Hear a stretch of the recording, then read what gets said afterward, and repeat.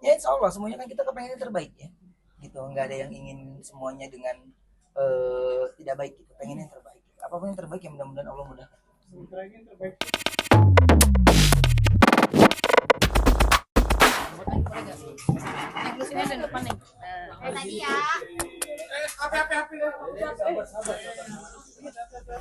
Pintunya buka aja dah. Siap. Gimana kok tadi ada mediasi mana? Ya, mediasi berjalan dengan baik. Ya doakan mudah-mudahan semuanya baik mediasi. Oh, akhirnya bertemu dengan ibunya anak-anak kan Iya. setelah 6 bulan tidak ngobrol juga sama anak. Kan kemarin di bandara ketemu. Wah, nggak nyimak nih. Mungkin hari ini lebih panjang kok obrolannya kok. Lebih inti. Tadi kan secara personal Bukan, gimana? bukan ngobrol berdua, tapi tadi memang obrolan yang ditengahkan oleh hakim. Gitu. Jadi nggak langsung kita berdua. Jadi obrolan ditengahkan dari saya disampaikan, ya dari pihak Sarwenda juga menyampaikan, gitu. Jadi dari pihak penengahnya Perantara ya. pakai perantara. Tidak secara langsung. Ya, Obrolan apa aja sih? Apa? Mungkin apa yang adalah pokoknya gitu. Kan mediasi itu nggak semuanya kita mesti panas. Ada titik temu mungkin. Ya insya Allah semuanya kan kita kepengen yang terbaik ya, gitu. Nggak ada yang ingin semuanya dengan tidak baik gitu. Pengen yang terbaik. Apapun yang terbaik ya mudah-mudahan Allah mudahkan. Sementara ini yang terbaik itu Belum kan, masih ada lagi yang berikutnya ya. Masih ada lagi mediasi berikutnya. Tapi ada rencana ketemu di luar nggak sih kok? Apa? Di luar dari pengadilan. Oh iyalah, iya pasti ada. Mudah-mudahan. Pokoknya mudah-mudahan gini. Semuanya itu kami jalani ya dengan baik sesuai dengan arahan. Terus juga kami bisa semuanya berproses gitu. Kan nggak semuanya sekarang baru selesai semuanya langsung dirubah gitu. Semuanya butuh proses. Kalau salah anak-anak katanya sama Bunda juga sudah Kayaknya bukan kapasitas saya untuk bicara dulu itu. Nanti biar ada dari pihak Bang Minola gitu, mungkin dia bisa menyampaikan. Kok tadi kan bertemu, mungkin ada obrolan untuk ada lagi jadwal untuk bersama anak yang terbaru. Nanti kami pasti update. Gitu ya. Baik. Oke. Teman-teman makasih, aku mau buru-buru Makasih, live. Ben. Ya, Nanti siap. sama Bang Minola aja lanjut ya. Makasih kok. makasih banyak. Bang, sini ya Bang. Udah blockingan nih Bang. Tapi bang. Oh, makasih kok. Makasih ya kok. Makasih kok. Oke Bang, Bang gimana tadi Bang? gimana bang? Belum terjadi ada kesepakatan berarti Bang ya? Tadi kan dilihat sendiri bahwa proses mediasi ini setengah kamar, ya. Jadi kami para kuasa hukum itu kan diminta meninggalkan ruangan mediasi oleh mediatornya. Jadi yang bermediasi itu adalah masing-masing prinsipal, ya. Semua ditengahi oleh mediatornya. Jadi apa yang menjadi pembicaraan mereka itu hanya terbatas para prinsipal dan mediator yang paham, ya. Kami hanya diinfo bahwa akan ada pertemuan mediasi berikutnya pada tanggal 6 Agustus, ya, tidak lagi di hari Rabu karena ada halangan mediatornya, jadi kita rubah ke tanggal 6 di hari Kamis. Itu mediasi kedua, ya. Jadi tadi artinya itu apa yang menjadi pembicaraan masing-masing prinsipal itu hanya diketahui oleh mediator, ya, prinsipal hanya mediator. Nanti tentu sebelum mendekati tanggal 6 akan ada komunikasi antara kami sebagai kuasa hukum dengan masing-masing klien kami untuk persiapan di tanggal 6-nya. 30 menit mereka duduk berdua. Apa sih poin yang mereka sepakati sementara ini? Ini juga masih belum disampaikan ke kami. Jadi tadi mediatornya bilang ini masih terbatas bagi kami bertiga. Masih 6 mata. Jadi mohon kuasa hukum juga sabar. Kita akan ketemu lagi di mediasi kedua di tanggal 6 Agustus. Setelah itu baru kita akan membahasnya secara proporsional yang melibatkan kuasa hukum. Nah, jadi oleh karena seperti itu kami juga tidak tahu apa materinya. Tapi yang pasti dalam persiapan ke tanggal 6 nanti itu pasti akan ada dialog antara kami dengan klien kami untuk persiapan tanggal 6 itu. Bang, tapi sebelum tanggal 6 ada rencana mungkin ketemu dengan pihak sebelah. Dari kami belum ada jadwal ya untuk ketemu dengan pihak sebelah di luar proses mediasi ini, karena seperti yang kami sampaikan sebenarnya kan pertemuan tanggal 11 Juli yang di cancel itu kan adalah salah satu upaya mediasi di luar persidangan, ya.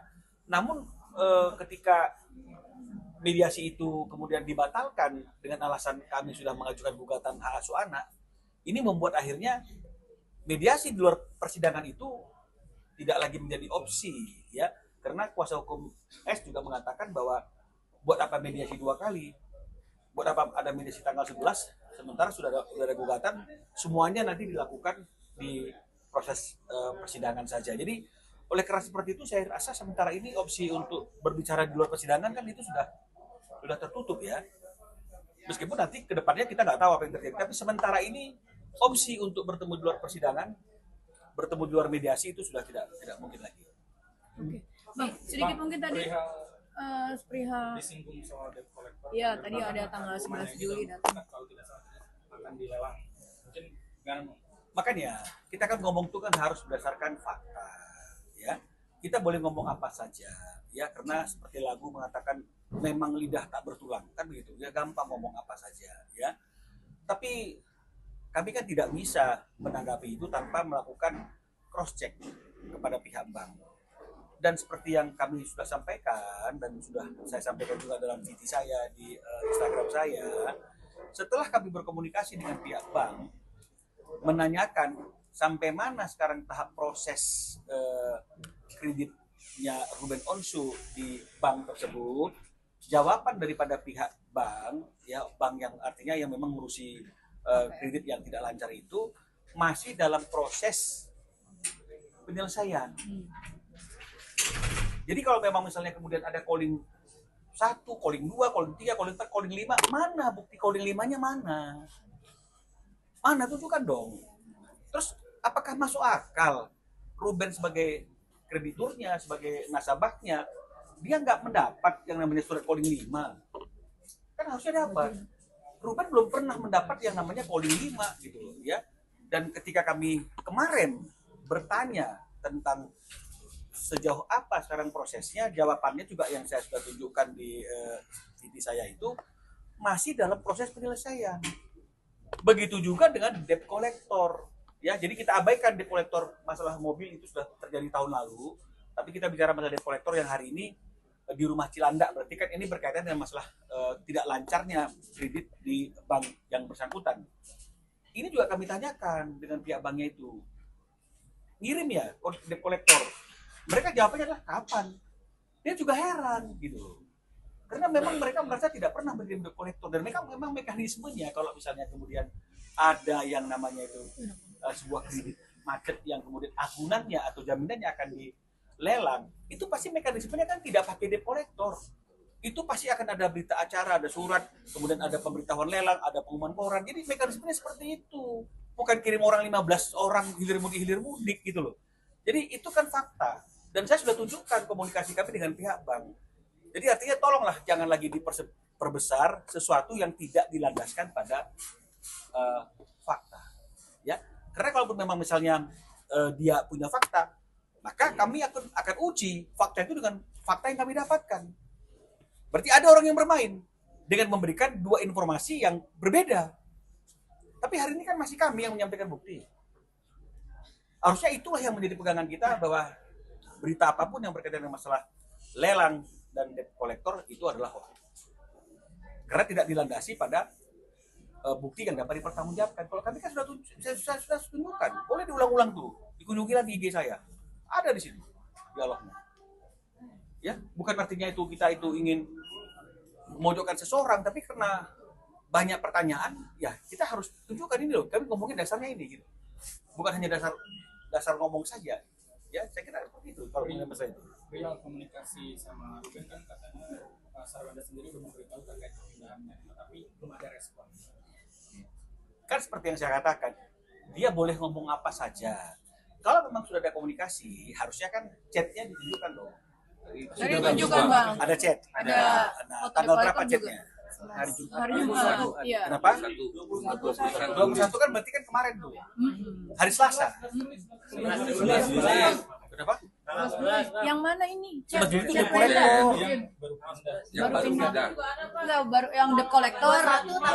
Chat Sarwenda Bang 1. Ya. Kalau debt collector tanggal 11 Juli. Tapi itu checklist 1 bang. Rumah tanggal 21. Masih checklist 1 yang pindah rumah. Iya, jadi artinya kan baru hari ini today. Kan ini today. Loh, ini kan today, ini kan berarti kan hari ini. 21 kemarin, Bang. 21 itu atasnya Artinya Itu kemarin, Bang. Kenapa? Di capture-nya kemarin Di tuh capture itu. kemarin, Bang. Oke, kemarin. Berarti kan kemarin.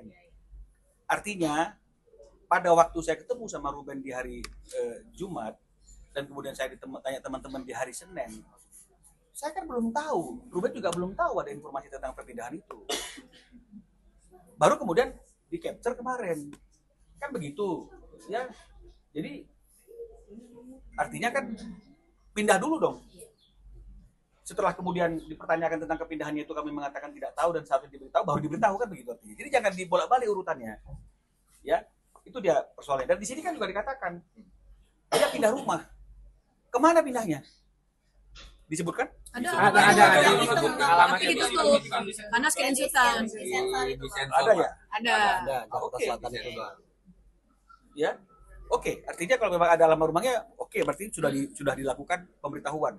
Tapi kan pemberitahuannya itu kan sudah setelah dia pindah, setelah masyarakat Indonesia tahu dia pindah, setelah teman-teman media tahu dia pindah. Artinya informasi pertama yang didapatkan oleh kami, oleh Ruben, ketika terjadi perpindahan itu kan bukan dari dia. Harusnya kan sebaiknya ini ya, bukan mengajari. Orang yang pertama tahu dia pindah kan harusnya adalah Ruben. Karena di situ adalah ada anak-anak kan begitu. Tapi ini kan tidak. Ruben adalah orang yang kesekian yang tahu karena masyarakat udah tahu terlebih dahulu, teman-teman media udah tahu terlebih dahulu, ditanya ke kita bilang tidak tahu, baru kemudian ada chat itu. Ya, jadi itulah mengenai masalah perpindahan. Bang, Ya. terkait tadi Sarwenda bilang bahwa dia menyesali statement yang bilang bahwa ngungkit-ngungkit masa lalu almarhum papanya kan memang ada jasa konstruksi. Maksudnya itu jangan mundur lagi lah karena itu. Oh, jadi gini. Ya. Karena nggak ada salahnya katanya orang tua kalau bantu anak Bukan, di dalam bidangnya bukan, gitu bang. Bukan. Tapi kan ini kan sama nih, seperti ada fakta yang dikirim ke saya ini, ya. Dia dalam live TikTok ketika papanya sudah nggak ada, dia pastikan kan ada Gio ya, atau saya nggak tahu lah. Tapi kan dia ngomong rumah itu dari hasil saya dan papa kan begitu artinya. Jadi ini kan menjadi pertanyaan. Kalau dia tidak mengeluarkan statement itu, maka tidak akan ada pertanyaan dari masyarakat dan juga dari teman-teman media. Tapi ketika dia menyatakan sesuatu hal yang tidak dia lakukan, itu akan menjadi pertanyaan. Masa kami diam saja ketika kami ditanyakan, katanya punya Syanu, loh kami kan harus keluar untuk mengatakan bahwa tidak seperti itu. Memang kadang-kadang kebenaran itu menyakitkan. Tapi kita harus terima. Oleh karena itu kalau memang misalnya kebenaran itu tidak mau kita ungkapkan, jangan dong menyampaikan sesuatu yang tidak sesuai dengan fakta dan kebenaran. Sama juga seperti ada podcast di Richard Lee. Kan yang mulai kan dia. Podcast di Richard Lee ditanya, apa perannya dia? Dia bilang bahwa isian rumah itu saya, betul tidak? Ada jejak digital ya kan? Kenapa dia harus menyampaikan sesuatu yang itu bukan perannya gitu loh? Kenapa dia harus menjatuhkan Ruben gitu loh? Nah sekarang kita klarifikasi, menyayangkan loh, itu seperti apa dong memang tempatnya seperti itu? Ya, nah ini adalah lagi fakta baru. Tapi jangan di sinilah ya, nanti duduk kantor aja nih. Oke. Ya penasaran ya, penasaran. Biar Mas. Kalian aja, Bang. Dari marahi sama itu. Nah tadi ada fakta baru juga nih, ya ini fakta baru yang dikasih Ruben. Tapi nanti ya lah di kantor aja lah ya. Bang, sekalian aja, Bang.